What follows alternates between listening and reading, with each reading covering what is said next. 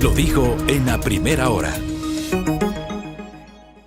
7:45 en la mañana. El portal de noticias de la cadena de televisión Ecuavisa titulaba: Construye denunciará al juez del Tribunal Contencioso Electoral Ángel Torres, quien falló en contra del movimiento con la cancelación del registro de organizaciones políticas, y le va a denunciar por un presunto tráfico de influencias. Esto lo había anunciado durante la semana anterior la asambleísta Ana Galarza, quien aseveró que coincidentemente después de que el juez electoral fallara en su contra, su yerno fue nombrado director provincial de ADN, tienda política del presidente Daniel Noboa, y que incluso las hijas del juez ahora están trabajando en el Consejo Nacional Electoral. A ver, sustentemos esto y le voy a preguntar a la doctora María Paula Romo, que está conectada con nosotros, exministra de Gobierno, exlegisladora y además líder del movimiento Construye, si tiene sustento, si por ahí va la cosa, la presunción que tienen como Construye es que hay algún tipo de relación del juez que falló en primera instancia con el gobierno en desmedro del movimiento Construye.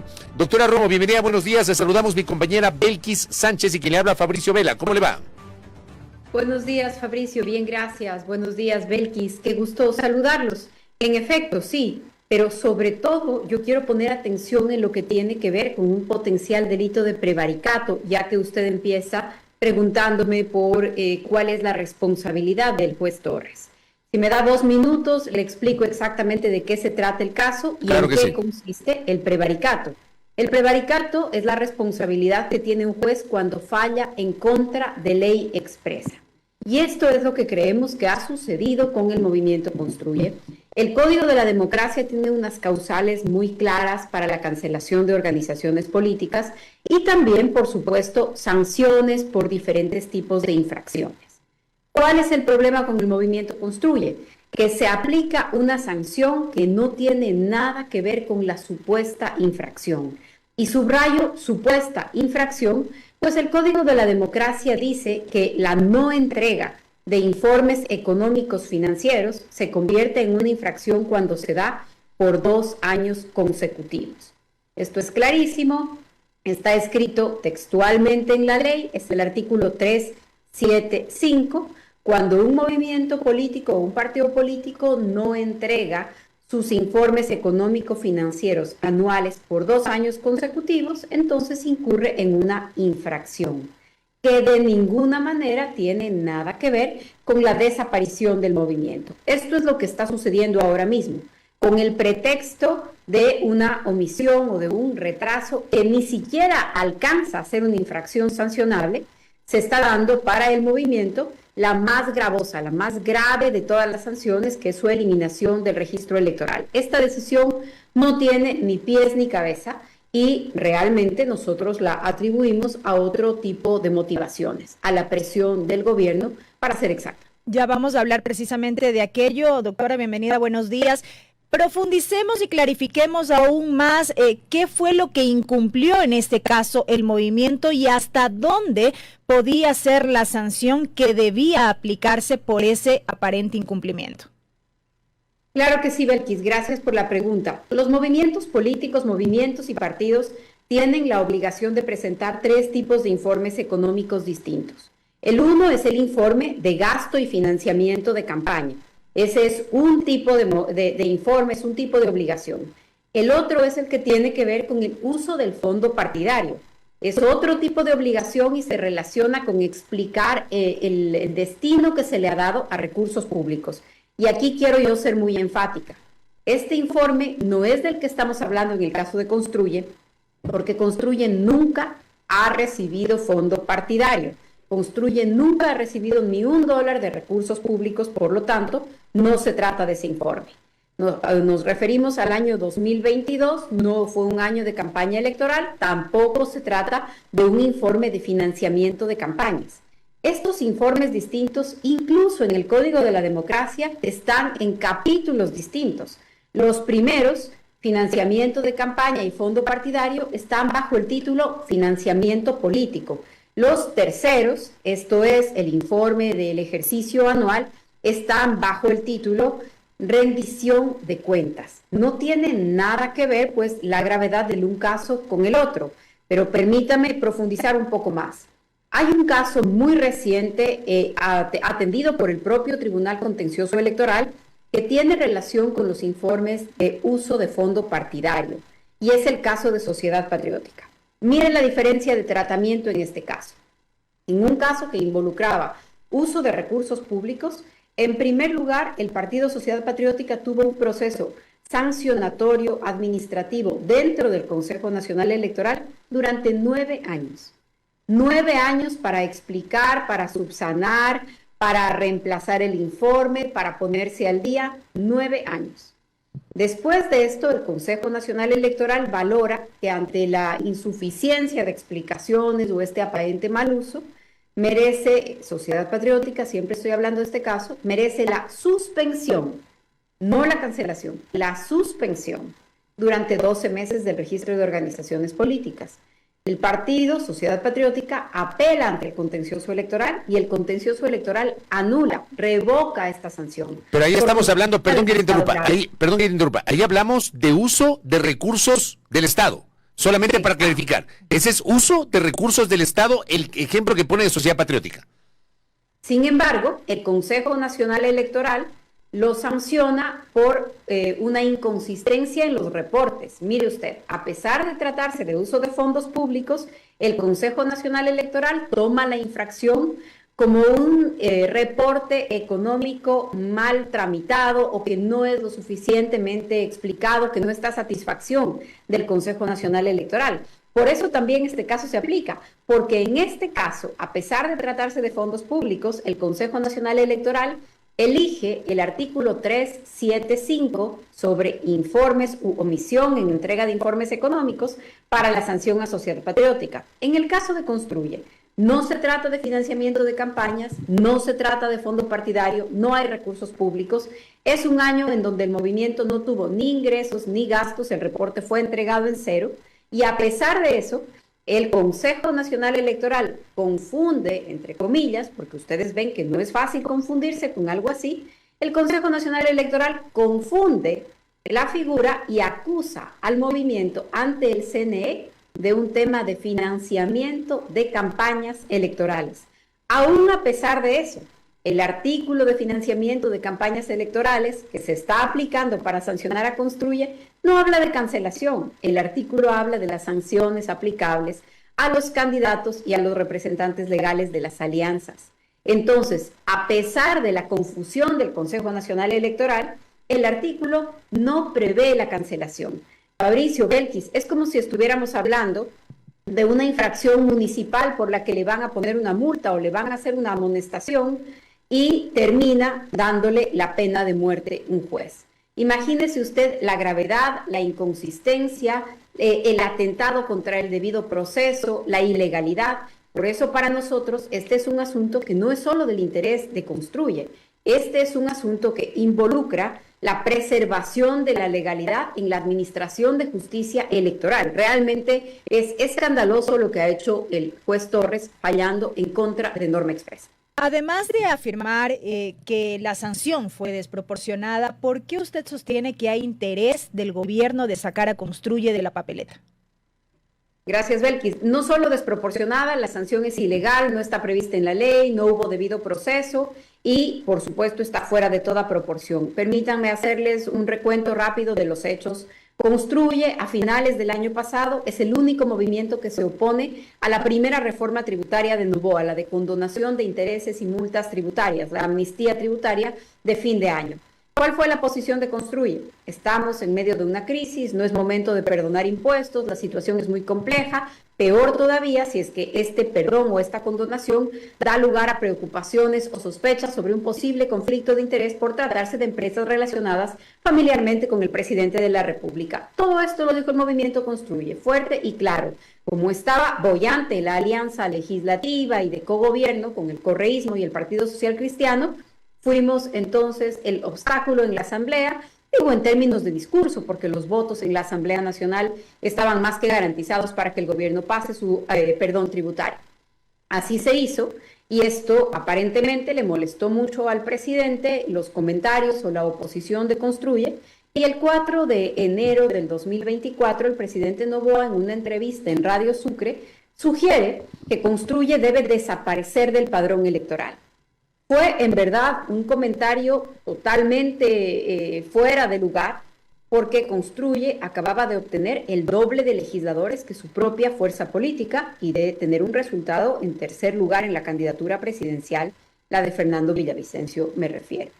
Entonces, qué extraño comentario que el presidente sugiera que la segunda fuerza política más grande de la Asamblea Nacional desaparezca del escenario. En ese momento lo atribuimos a alguna confusión o simplemente a la animadversión que al presidente le provocaba la voz de Construye en la Asamblea Nacional.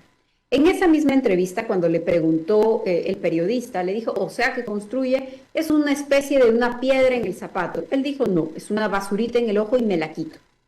20 días después, el Consejo Nacional Electoral empieza este proceso sancionatorio sin pies ni cabeza.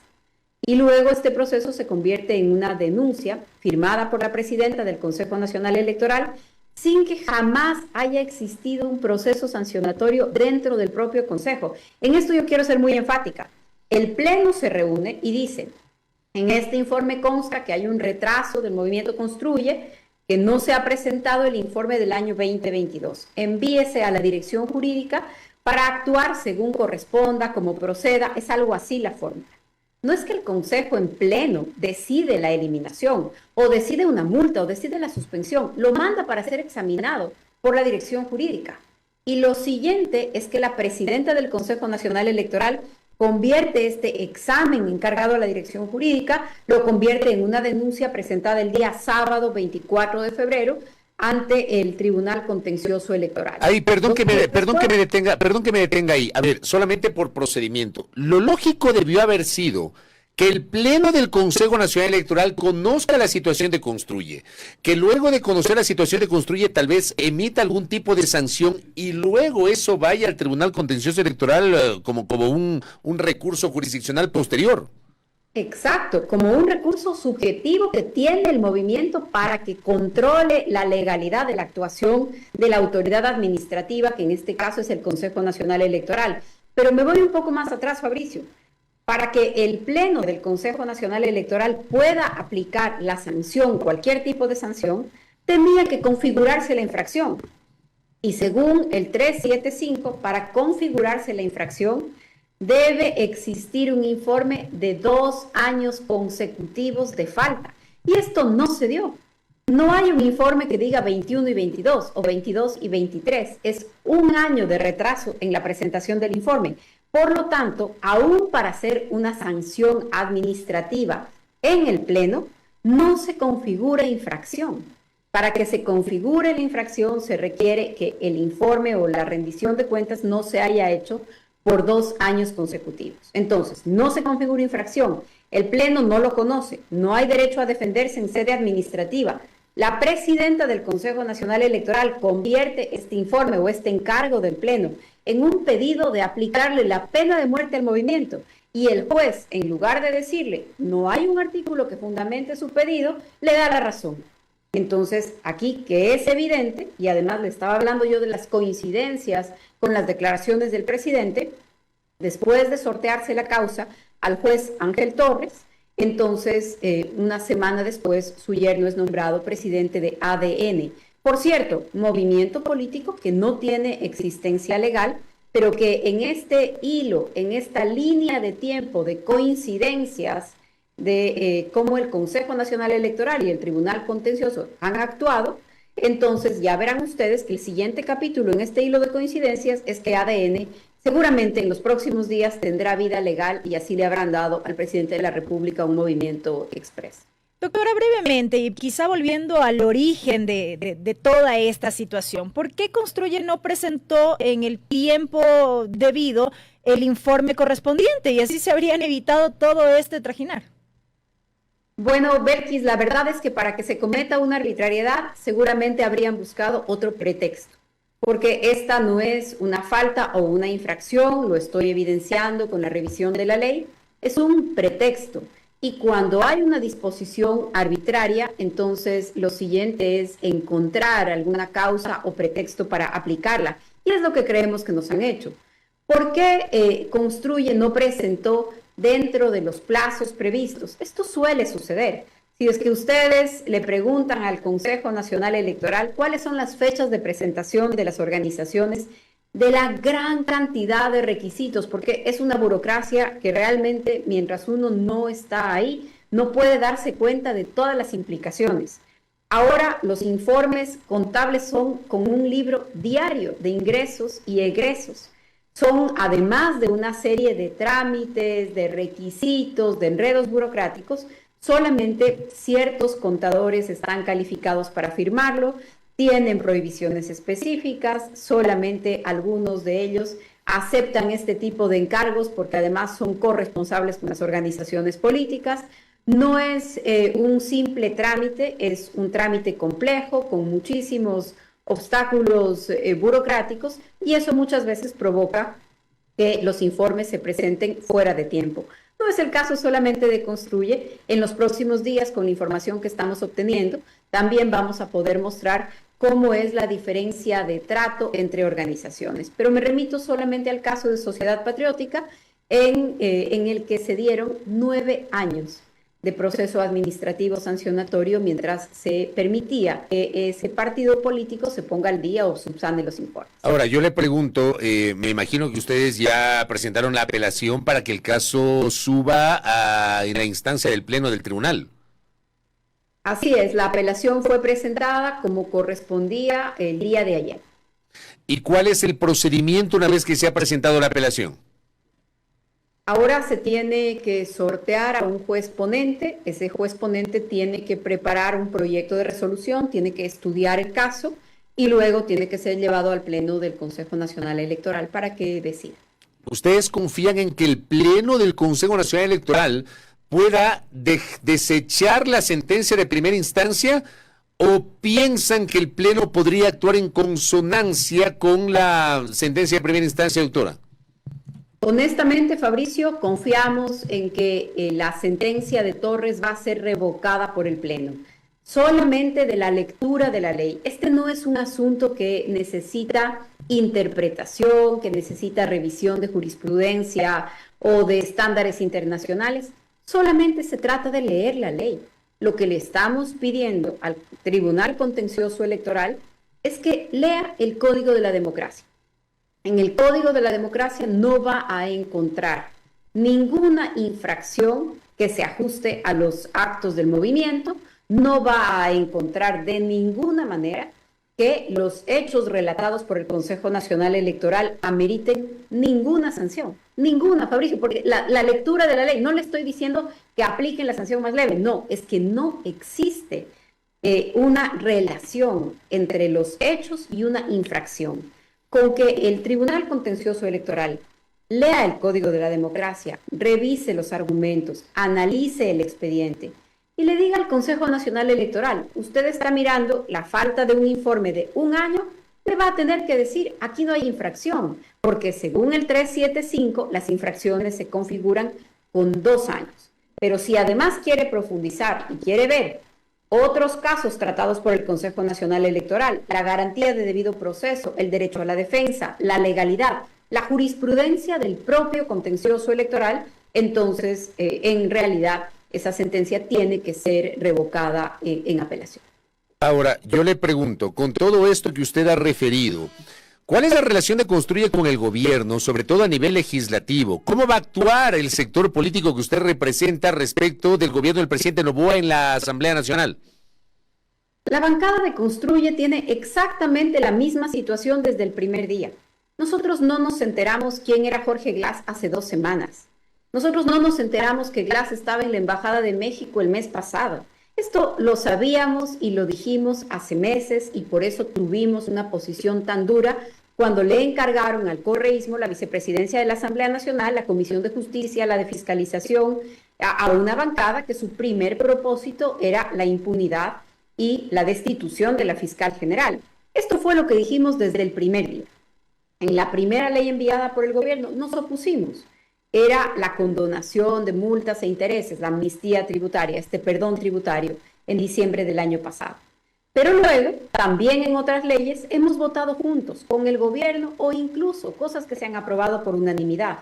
Cuando el presidente envió a la Asamblea la ley No Más Apagones, subrayo, no más apagones, por supuesto que Construye dijo, el gobierno requiere herramientas para atender esta grave crisis. Hay que hacerlo, hace meses. Por supuesto, la ley no ha tenido ningún resultado y si no nos remitimos a los hechos. Otras leyes las hemos votado en distintas combinaciones de mayoría. La creación de la Universidad de la Policía Nacional. Todas las bancadas respaldaron esa ley, excepto el correísmo. ¿Por qué pongo estos ejemplos? Nunca hemos estado y nunca vamos a estar en una especie de oposición ciega. Esa no es nuestra manera de comportarnos. Nosotros siempre vamos a estar apoyando lo que sea bueno para el país y en ese sentido seguiremos actuando en la Asamblea Nacional. Pero tampoco es que ustedes van a estar en el lado de la oposición total al gobierno, doctora. Perdón, Fabricio, ¿me puede repetir? ¿Tampoco eso significa que ustedes se van a pasar al lado de la oposición total al gobierno? ¿Ustedes no van a hacer oposición radical al gobierno del presidente Noboa?